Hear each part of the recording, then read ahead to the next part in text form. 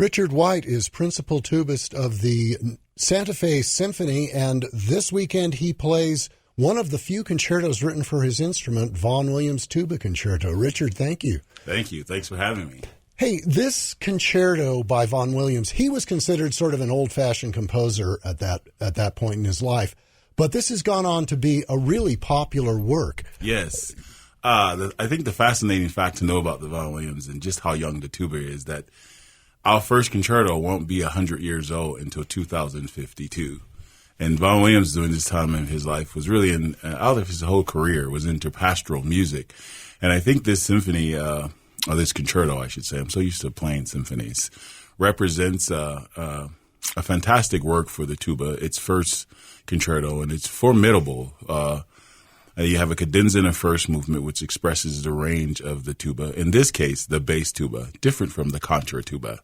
Meaning, so if you want to put that into perspective, the soprano tuba, where we play all the high notes.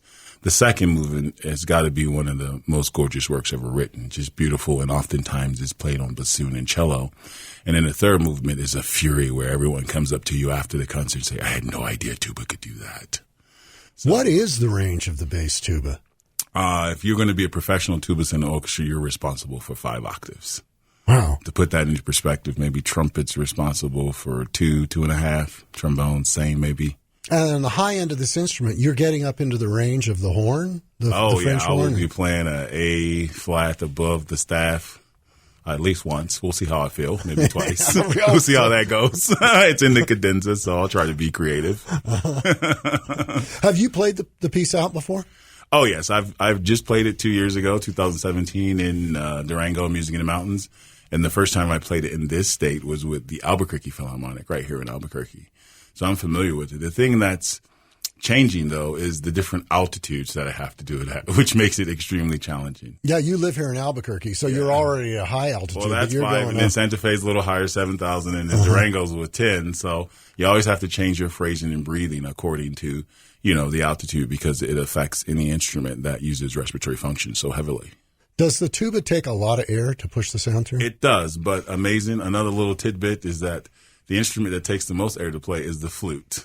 Tuba would be second. It takes more air to play the flute than it does tuba. Really? Yes. Is it because of the size of the bore of the mouse? Because they're generating their whole sound. Like their lip is buzzing the piece of metal under them, and we have some resonance with the mouthpiece that aids us a little bit. So it requires way more respiratory to get a sound on the flute.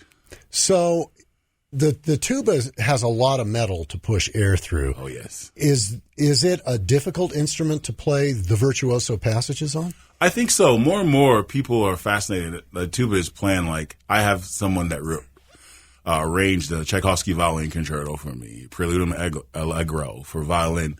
We have to steal a lot of music because the tuba wasn't invented during the Baroque era.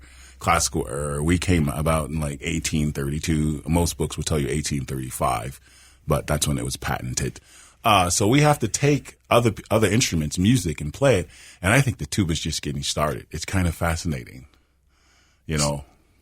people, like you said, the second movement of this is the gorgeous movement that's mostly excerpted. Yes. But the two outside movements are really a lot of fun, and they're not. Saying Elgar was old-fashioned at that point, he's a real romantic composer, so it's a gorgeous piece of music. In my mind, I don't want to let people down with the second movement. My goal is to really try to get one patron to cry, to play it that beautifully. In the first movement, we're going dancing. Put your dance shoes on, sit back, and let the tuba take you to the dance floor. And the third movement is Hollywood. It's wow, ooh, ah, oh, wow. That's my take on the concerto. You got your encore ready to go too? I don't know. I mean, I've been traveling a lot with Raw Tuba, the movie, and there's an encore, but it's probably an encore that classical stages haven't seen, beatboxing on the tuba. So we'll see. If they go absolutely nuts, we may do something. Santa Fe's a pretty wild city. Yes. I'm happy to just play the concerto and have people know that the tuba is a musical instrument. I still stand and loved by the story Tubby the Tuba. Tubby just wants to play the melody, and this week I get to do it. Richard White is the principal tubist of the Santa Fe Symphony, and he plays Vaughan Williams' Tuba Concerto this weekend on a concert that includes Guillermo Figueroa playing Del Aguila's Violin Concerto and the Symphony No. 9, Dvorak's New World Symphony. Sunday, 4 p.m. at the Lenzik. Tickets at the Lenzik box office, 988-1234, or online, santafesymphony.org. Richard White, thanks for coming in. Thank you. It's been a pleasure.